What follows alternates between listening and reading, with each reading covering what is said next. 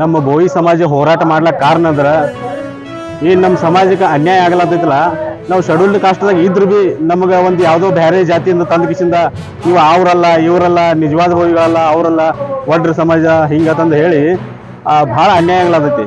ಅಧಿಕಾರಿಗಳು ಕೆಳಗೆ ಅಧಿಕಾರಿಗಳು ತಹಸೀಲ್ದಾರು ಅವ್ರಿಗೆ ಎಲ್ಲರೂ ಅದ್ರ ಜೊತೆ ಸೇರಿ ಇವರು ಗೌರ್ಮೆಂಟ್ದವರು ಸರ್ಕಾರದವರು ಕೂಡ ಕಣ್ಣು ತೆಗೆದು ನೋಡುವರು ನಮ್ಮ ಜಾತಿಗೆ.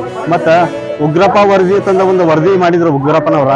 ಅವ್ರ ಸರ್ಕಾರ ಇದ್ದಾಗ ಕಾಂಗ್ರೆಸ್ ಸರ್ಕಾರ ಇದ್ದಾಗ ವರದಿ ಮಾಡಿದ್ರು ಅವರ ನಿಜವಾದ ಬೋಯಿಗಳು ಇವರಿಗೆ SC ಕಾಸ್ಟ್ ಕೊಡ್ಬೋದು, ಇವರೇ ನಿಜವಾದ ಬೋಯಿಗಳು ಅಂತ ಹೇಳ್ಯಾರ. ಆದರೂ ಇವರು ಅದ್ಯಾಕೆ ವರದಿ ಮಾಡುವರು? ಅದು ವರದಿ ಮಾಡ್ರಿ ಒಂದನೇದ.